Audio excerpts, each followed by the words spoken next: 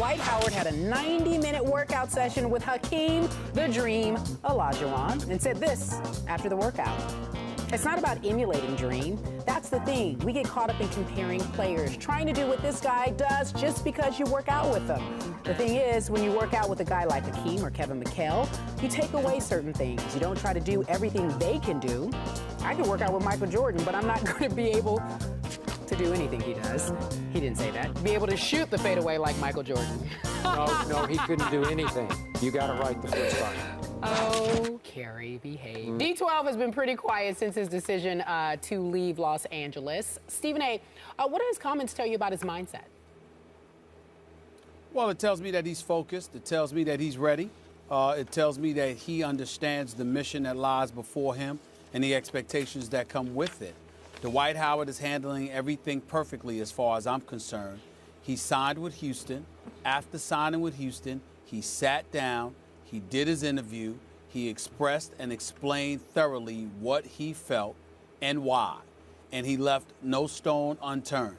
He didn't back up. He didn't wilt beneath the spotlight or the pressure. He understood that he was going to have to answer some tough questions, and he did just that. And now he knows that now that he has done all of that, he is playing with James Harden, who is a flat-out stud and can ball, along with Chandler Parsons and Patrick Beverly and all of these boys. And the expectations are for them to be legitimate contenders in the Western Conference.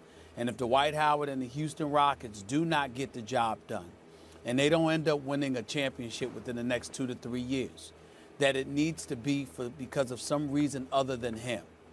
He doesn't need to be Jordan. That's Harden's job. He doesn't need to be Kobe. That's Harden's job. He doesn't need a Phil Jackson. That's Kevin McHale's job. What Dwight Howard needs to be is the clear-cut, most dominant big man in the game, and it cannot be by default. We need to look at him and say, this boy's game has arrived and it has elevated to proportions that even the great Kareem Abdul-Jabbar did not predict. That's what he needs to do, and this is a step in the right direction. This is consistent with what he told me. He was going to work out with McHale. He was going to work out with Olajuwon. He believed that the combination of those two had the ability to elevate his post game to another stratosphere because he recognizes that's still a weakness and an impediment to his game. And that's what he's doing. And I applaud it.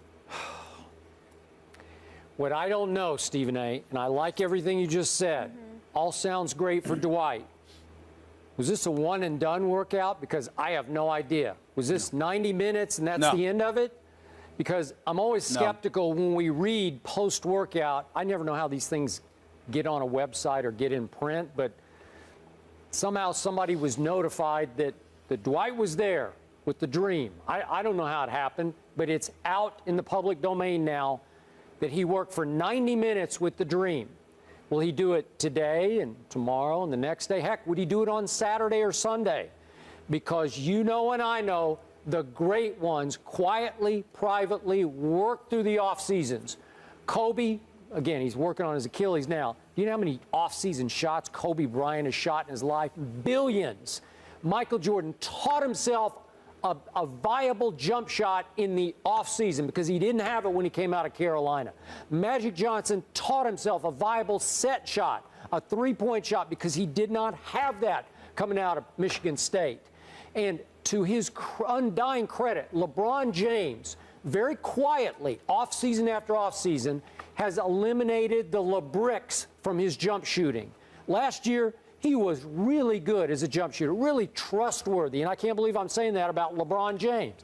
And that Game 7, he shot the lights out. I never thought I would say, I'm still in shock over his Game 7 jump shooting performance because he paid the price in the offseason.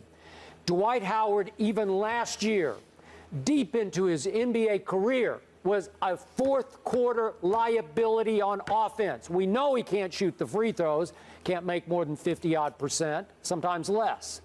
But I still didn't see much of a semblance of a low-post footwork game.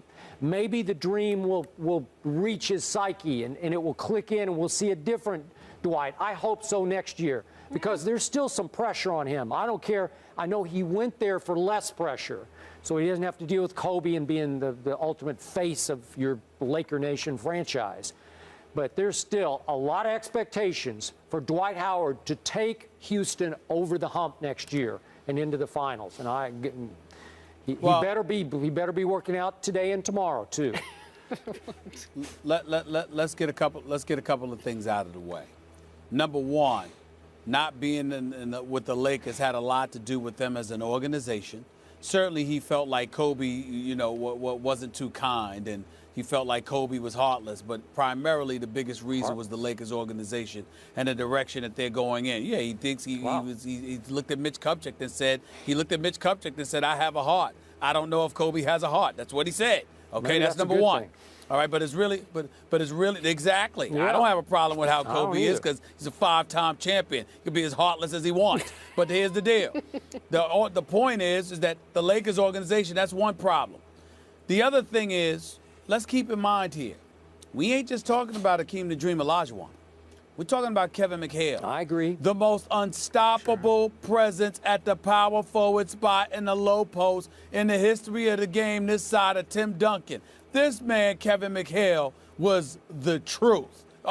Big time, okay? Larry Bird didn't mind throwing it in a post for nothing. Kevin McHale was no joke. And there's some things that he can teach you as well. Number 3, Dwight Howard understands, Skip. He can't come out there this year and play bad. He can't do it. You talk about the spotlight. Let me tell you something right now.